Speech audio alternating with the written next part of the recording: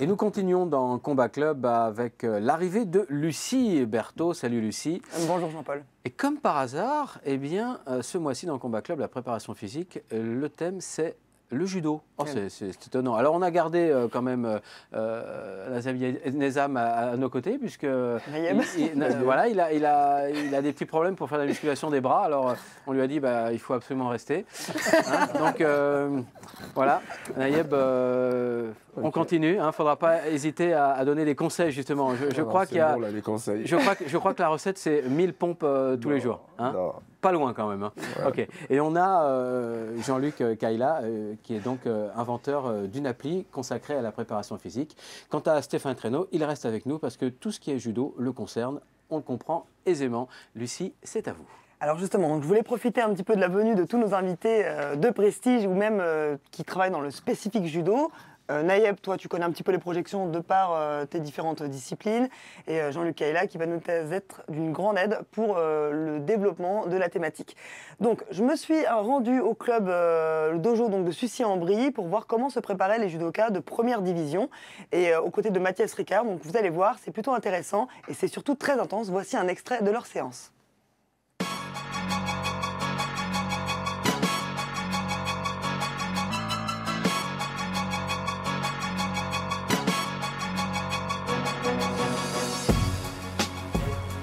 De l'atelier du jour, en fait, c'était un circuit PMA, donc mixte, donc avec des ateliers qui avaient pour but d'avoir un impact sur la PMA des athlètes, sur l'endurance musculaire, du haut du corps et du bas du corps, et un impact aussi sur la coordination.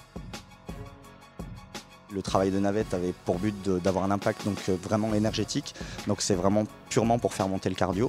On fait un travail sur corde ondulatoire aussi, où là l'idée c'est d'avoir cette endurance de force au niveau des membres supérieurs pour justement simuler cet impact qu'on peut avoir en judo sur le travail des mains, sur le fait de s'imposer à la garde, sur le fait de déplacer le partenaire.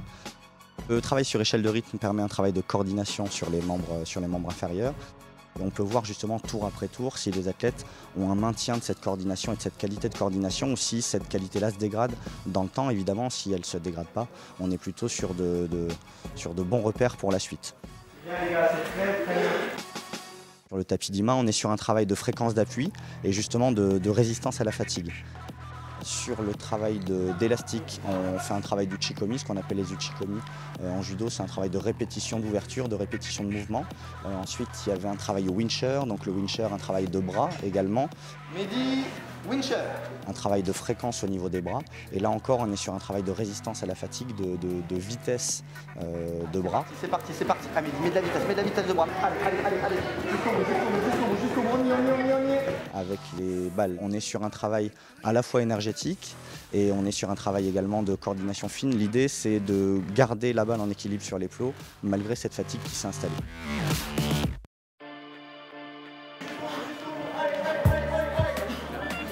J'ai commencé la préparation physique vraiment poussée avec Fred Roalen en 2009 et c'est là où j'ai fait ma meilleure saison. J'ai vraiment vu que j'avais franchi un palier à ce moment-là. Après, il y a une petite phase de plateau et j'ai recommencé un nouveau travail avec Mathias cette année et j'ai ressenti aussi une progression et où je pouvais utiliser pleinement mon potentiel judo et ne pas me retrouver limité par des composantes physiques sur les randonnées, sur les combats. Et ça, c'est vraiment important et tu sens même que l'autre craque au niveau physique alors que toi, tu peux continuer pleinement. Donc ça, c'est important. Allez, ça tient, on fait craquer en face. Une compétition de judo, c'est une succession de combats. Donc sur une compétition de judo, on va être sur 5-6 combats dans la journée avec des temps de récup qui peuvent être aléatoires. Sur tout un combat, il va falloir être endurant, il va falloir être capable de répéter des actions très explosives ou des actions de vitesse importantes. Il va falloir être capable de résister plus longtemps que l'adversaire pour que l'adversaire chute en premier sur le plan physique, pour là encore avoir un impact très fort. La préparation physique a un rôle dans la prévention des blessures. En tant que kiné, j'ai appris que l'aérobie en début de saison permettait d'éviter les blessures, permet de repousser le seuil de fatigue et donc forcément, si on repousse le seuil de fatigue, on évite les non-vigilances qui poussent à la blessure. C'est bien.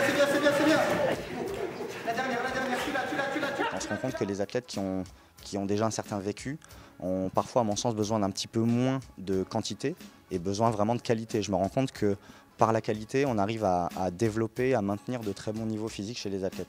Je préconiserais donc 2 à 3 séances par semaine. Par contre, chez un jeune athlète qui a besoin de s'aguerrir un petit peu, qui a besoin de se former, d'encaisser des charges d'entraînement importantes, souvent on va peut-être préconiser plus de séances physiques, justement pour être dans cette démarche-là.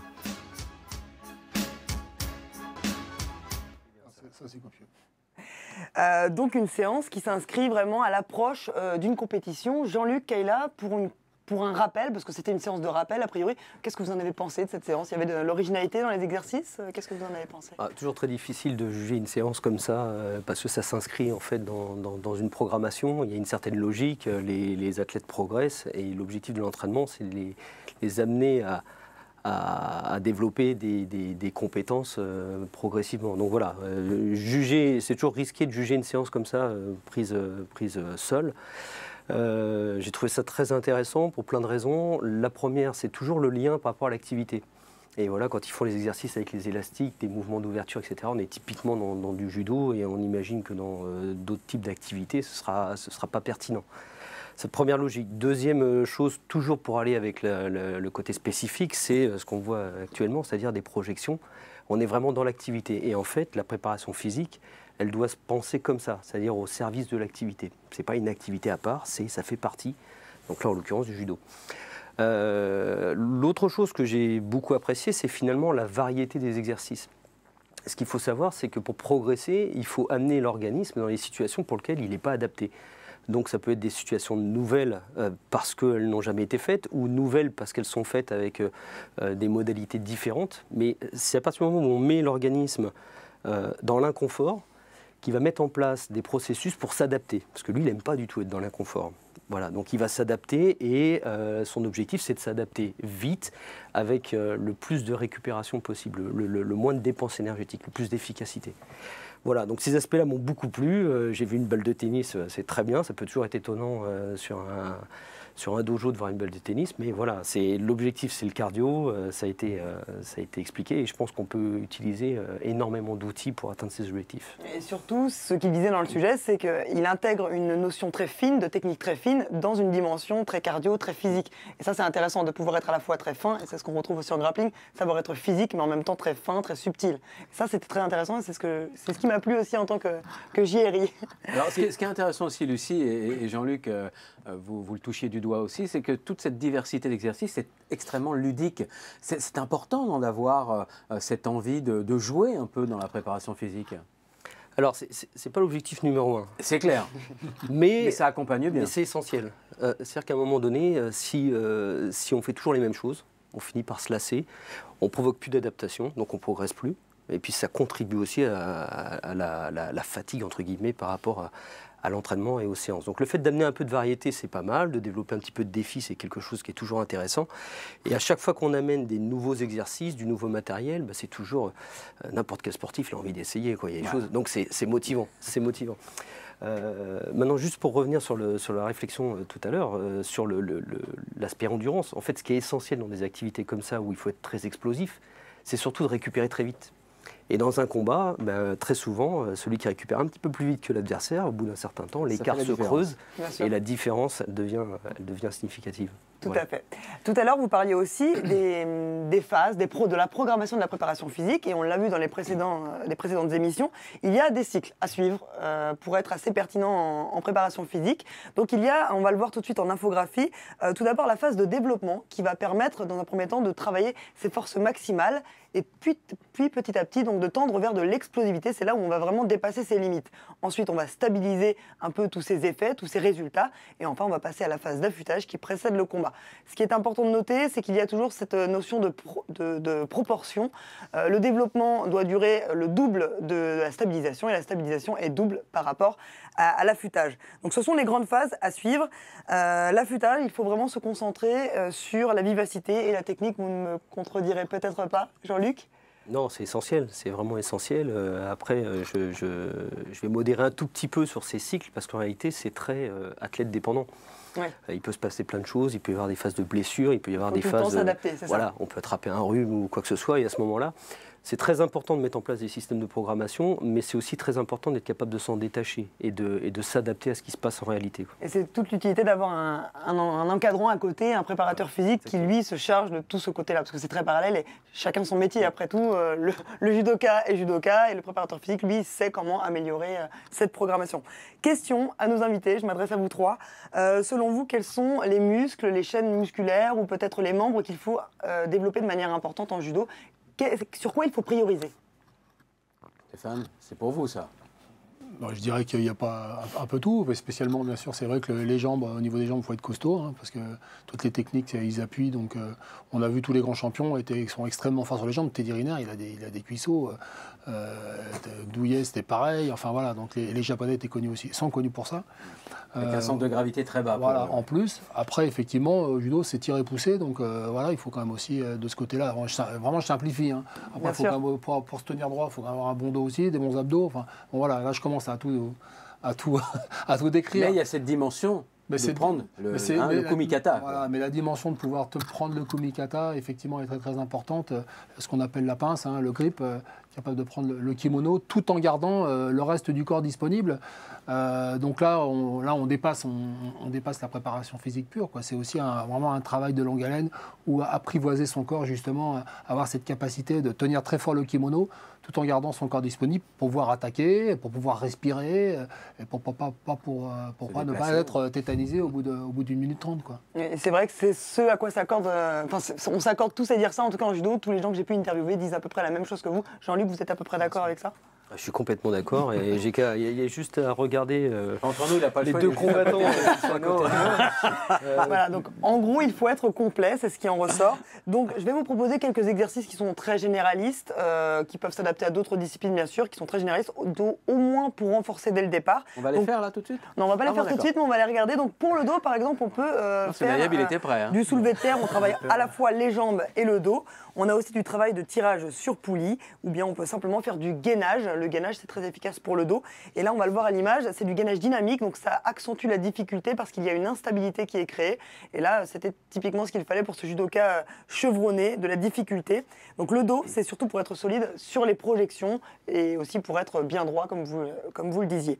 Ensuite, il y a le grip. Le grip, on en parlait, c'est très important parce qu'il faut être capable de tenir le kimono, de tenir un membre. Là, on va le voir, il travaille les avant-bras, notre acteur, et donc il tient 2 barres de 20 kg dans chaque main. Et l'idée, c'est de faire des petites rotations afin de muscler les avant-bras sur 30 secondes. Et ça, c'est très, très difficile sur 30 secondes. Ça muscle énormément. On a aussi ce fat grip, cet ustensile qu'on utilise et qu'on accroche sur les barres de développé couché qui permettent d'avoir une sensation de grip comme sur un poignet, qui s'assimile à un poignet. On a aussi ces manchons qu'on a pu voir, les manchons de kimono qui permettent d'être encore plus spécifiques par rapport au judo. C'est le tissu vraiment. C'est encore plus spécifique parce que là vous êtes sur du tissu et vous pouvez l'attacher à une poulie et de cette manière vous renforcez et en même temps vous travaillez ce grip. On avait aussi la corde, comme on vient de le voir à l'instant. La corde. Avec une bonne section. Hein. C'est ça. Il y en a un qui tire d'un côté, l'autre qui tire de l'autre côté et là on accroche vraiment. Donc ce sont des sensations qu'on peut retrouver grâce à ces manchons. On peut aussi faire des tractions, on l'a vu en image. Donc ça permet d'être beaucoup plus spécifique au judo. On a également, donc vous le disiez, les jambes. Les jambes, c'est très très important parce qu'il faut être capable de tourner pendant tout le combat, de se déplacer. Il faut être capable aussi peut-être d'arracher sur les souplesses, par exemple. De soulever son adversaire. Soulever son adversaire complètement. Donc pour les jambes, eh bien, il n'y a pas de secret. Hein. Les squats, les fentes, la fonte, tous ces exercices un peu classiques qui vont permettre de renforcer un petit peu le bas du corps. Une fois qu'on a bien renforcé cette base qui est très solide, eh bien on peut passer à l'explosivité. Donc comment travailler l'explosivité des jambes? Eh bien on peut imaginer tout simplement d'alterner des charges lourdes avec des charges légères. On l'a vu en image à l'instant, il fait du soulevé de terre, notre judoka, et ensuite eh bien, il va passer à des sauts très explosifs et il sera suivi de techniques de judo. Donc ça, c'est pour l'explosivité des jambes. On a aussi l'explosivité bras-dos. Donc l'explosivité pour les bras et le dos, eh bien, tout simplement, on peut faire des pompes avec haltères qu'on suivra ensuite avec des lancers de medicine ball un peu plus explosifs. Et ensuite, toujours pour garder cette dimension très spécifique et technique, eh bien, on va intégrer des techniques, par exemple là, au sotogari, que l'on voit à l'image. Ça sert donc à faire des projections. Et là, si on le fait à haute fréquence, ce qui est intéressant, c'est qu'il y a cette dimension à la fois musculaire mais cardio à la fin. Voilà. Donc, une chose est sûre, sur la préparation physique, il faut mieux être encadré. Ces jeunes que j'ai filmés étaient encadrés par un préparateur physique. Ça leur permet d'être beaucoup plus efficaces dans leur préparation. Mais le problème, c'est qu'ils n'ont pas tous les moyens de se payer ce luxe qu'est un préparateur physique. Et c'est pour ça que je vais me tourner maintenant vers Jean-Luc Kaila, qui est la solution à ce problème, puisqu'il a créé l'une des premières applis de ce genre, en tout cas. Donc c'est l'appli Ipse Sport, qui permet d'avoir un programme adapté, et puis surtout qui permet de calculer tous ces cycles de préparation pour la préparation physique. Jean-Luc, première question, forcément, comment elle est venue cette idée de créer cette application ? Alors comment elle est venue? En fait, c'était très simple. J'ai été sollicité par un grand entraîneur judo qui s'appelle Sergio, qui est aujourd'hui entraîneur national, et pour en fait l'aider à préparer un athlète qui était blessé et il n'était pas pris en charge. Voilà, donc je lui ai donné ce coup de main et puis j'ai un autre athlète qui est arrivé quelques jours après en me disant tout simplement mais est-ce que je peux venir, voilà, je t'occupe pas de moi, je fais exactement la même chose. Parce qu'évidemment c'est pas pensable quand on est entraîneur. Donc ok, je l'ai pris et il se trouve que ces deux judokas étaient des judokas de haut niveau et j'étais assez surpris par le manque d'encadrement qu'ils pouvaient avoir. Et contrairement à ce qu'on pense, finalement, même des athlètes, des compétiteurs de haut niveau ne sont pas toujours aussi encadrés qu'on pourrait l'imaginer. Ils ont des besoins. Alors, parfois, ils sont encadrés, mais les compétences ne sont pas là, et parfois, ils ne sont pas du tout encadrés. Et effectivement, là aussi, pour rompre un peu des idées préconçues, les sportifs de haut niveau, ils ne sont pas tous milliardaires, et donc, ils n'ont pas forcément les moyens de se payer des coachs, kinés, etc. Bon, voilà. Quand je réunis tout ça, à un moment donné... j'ai eu beaucoup de demandes, la fameuse question « fais-moi un programme ». Alors, sur le principe, faire un programme, c'est impossible. Et donc, là, je détruis mon propre travail, mais l'entraînement, c'est vraiment une histoire d'adaptation. Une question d'adaptation, c'est très fin, on s'adapte immédiatement, on se détache très vite de ce qu'on a prévu parce que, justement, on observe d'autres choses en direct. Et... voilà, la limite, elle va être là. Mais en même temps, beaucoup d'athlètes ont besoin d'avoir des conseils. Ils ont besoin d'avoir des orientations. Alors, pour reprendre ce qui a été dit en introduction, ce n'est pas la première appli. Il y a énormément d'applis qui existent, mais par contre, c'est la première appli de prescription. C'est-à-dire qu'il ne s'agit pas d'offrir un catalogue de mouvements, il ne s'agit pas d'offrir des programmes qui sont tout faits, où il y a écrit « faites 3 répétitions de développé couché », mais on ne sait pas la charge, on ne connaît pas le rythme, on ne connaît pas la récupération, etc. Il s'agit d'adapter, et donc il y a énormément de niveaux d'adaptation, à la fois qu'est-ce qu'on recherche à développer, la durée, est-ce qu'on prépare une compétition ou pas, ensuite nos propres capacités. Parce que quelqu'un qui a un max à 120 kg en développé couché, quelqu'un qui a un max à 70, c'est pas le même travail. C'est pas forcément, déjà en tout cas c'est pas les mêmes charges. On peut faire le même travail, mais il faut adapter les charges. Et les gens, ils ne sont pas tous capables de définir eux-mêmes leur 100% et les charges adaptées. Voilà. Donc tout ça, c'est très souple finalement, c'est très judo. Alors voilà, exactement, c'est très judo. Mais l'objectif, c'est vraiment d'adapter au plus proche des vrais besoins. D'accord. Voilà. Alors justement, avant d'aller plus loin, je vous propose qu'on découvre ce tutoriel présenté par Charles Chevalier qui va un peu décrire le fonctionnement de cette application. Si vous aviez des habitudes d'entraînement, Ipse Sport pourrait bien s'apprêter à les bousculer. À l'image d'un coach sportif, l'application prend en compte vos données personnelles, taille, poids, âge, elle s'adapte à vos capacités et en fonction de vos échéances à venir, un calendrier précis et détaillé vous est fourni pour des programmes allant de 1 à 16 semaines.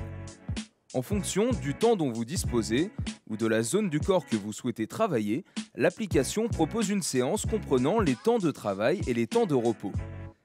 Si vous n'avez pas le matériel requis, vous pouvez choisir un mouvement alternatif en respectant les consignes d'exécution conseillées. Même si toutes les séances suivent une logique de progression, il est possible de les adapter par rapport à votre forme du jour. Vous pourrez ensuite observer le bilan de vos performances, semaine après semaine, grâce à des courbes et des tableaux personnalisés. Alors Jean-Luc, elle s'adressait à qui à la base cette application? Aux sportifs, aux coachs, aux loisirs? À qui elle s'adresse? Alors à la base, elle était destinée à me faciliter le travail, donc elle s'adressait à moi. Par extension, elle s'est adressée aux sportifs, et particulièrement des sportifs de haut niveau, dans différentes disciplines. Et ensuite, en fait, l'évolution du sport de masse, et particulièrement le fitness, montre que la plupart des gens pratiquent seuls. Ils ont une pratique autonome, ils ne sont pas encadrés, ils ne savent pas forcément quoi faire. Donc là, il faut les guider, il faut leur donner des conseils, il faut expliquer les mouvements. Alors, l'application, elle n'a pas du tout vocation à remplacer les entraîneurs, mais plutôt à répondre à des gens qui n'ont pas la capacité d'être encadrés, qui n'ont pas des experts à côté d'eux pour leur donner les bons conseils. Voilà, c'est surtout à cette partie-là qu'elle s'adresse en majorité, et ensuite aux sportifs de haut niveau qui ont des besoins. Voilà. Mais alors, on peut s'imaginer quand même qu'on soit autonome, par exemple, un sportif autonome, on se rend dans une salle de musculation, avec cette application, on a notre petit programme adapté sur mesure, on peut toujours aller voir un entraîneur qui est là pour superviser un petit peu la salle, lui demander qu'il nous montre l'exercice, et puis après, ça roule tout seul. On peut imaginer qu'on est vraiment autonome même avec cette appli. On peut tout à fait imaginer ça. Alors évidemment, et ça c'est une précaution, il faut s'assurer de maîtriser parfaitement les mouvements avant de travailler seul. Voilà, parce que c'est ça quand même la limite de l'application. Bien sûr, ça ne remplace pas un coach. Mais quand on est tout seul, voilà, c'est bien d'avoir des conseils. Alors, quand on maîtrise les mouvements, on peut tout à fait suivre l'entraînement seul.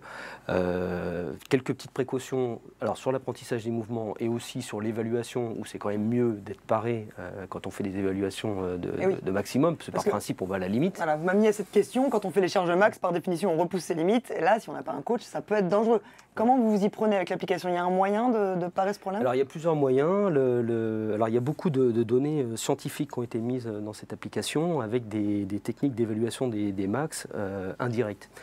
Ce qui fait qu'à partir d'une charge et d'un certain nombre de répétitions, on est capable de faire une estimation assez précise du 100%. Voilà. Et c'est souvent bien plus efficace que ce que beaucoup de gens font dans les salles, à savoir ils soulèvent une charge, ils ont réussi à la soulever 2 fois, ils se reposent, ils mettent un peu plus lourd et jusqu'à ce qu'ils n'y arrivent plus, quoi. Et là, on se rend compte que très souvent, il y a une sous-évaluation du max parce que il y a toute la fatigue qui précède la dernière barre. Voilà. Alors justement, on parlait tout à l'heure des grands cycles à respecter en préparation physique. Comment vous vous y êtes pris pour développer cette application? Vous avez développé un algorithme qui permet d'identifier les cycles, à quel moment ça commence, à quel moment ça se termine. Comment vous vous y êtes pris? Alors, c'est très compliqué à expliquer. Pour faire très simple, je me suis basé à la fois sur mes connaissances et ma formation universitaire, et puis ensuite sur mon vécu d'athlète, et surtout petit athlète, et surtout sur mon vécu d'entraîneur, où là j'ai eu l'occasion d'encadrer des gens à très haut niveau. Voilà, l'ensemble de tout ça a fait cette programmation. Effectivement, il y a des algorithmes qui permettent de calculer, et en fonction de la durée des programmes, là en l'occurrence l'application permet de faire des programmations de 1 semaine jusqu'à 16 semaines. Voilà, et donc en fonction du programme qu'on met en place, effectivement ça change les cycles. Stéphane Traîneau, quelques décennies en arrière, vous vous rappelez, au XXe siècle, hein, ça n'existait pas tout ça. Et, ça n'existe. En 1980, quand vous entraînez, il n'y avait pas d'appli, parce qu'il n'y avait pas de smartphone. Non, d'accord. Voilà, mais comment on s'y prenait justement alors pour pallier à ce qui existe aujourd'hui, ce qui n'existait pas à l'époque? Sur le plan de la technologie? Non, sur le plan de l'entraînement. Sur le plan de l'entraînement, moi très sincèrement, ce que j'ai vu comme séance notamment filmée à Sucy-en-Brie, on faisait déjà la même chose. Ce qui change un peu plus maintenant, bon, c'est un peu les outils qui servent, les cordes, les élastiques, etc. Mais on faisait déjà des trucs avec des manchons, on faisait déjà des trucs avec des élastiques, on faisait déjà les navettes. Enfin, je veux dire, aujourd'hui, moi, sur la préparation physique en elle-même, sur le fond, voilà. C'est sur la forme, le côté un peu cross-training, crossfit dont on parle beaucoup en ce moment, on le faisait déjà, on l'avait déjà, ils n'ont rien inventé. Ce qu'ils ont inventé maintenant, c'est comment ils ont emballé un peu le produit. Ils ont un peu marketé le produit. Mais c'est super, je trouve ça très bien. La difficulté pour le judoka, enfin je veux dire, c'est pas, après on peut se préparer de manière très différente.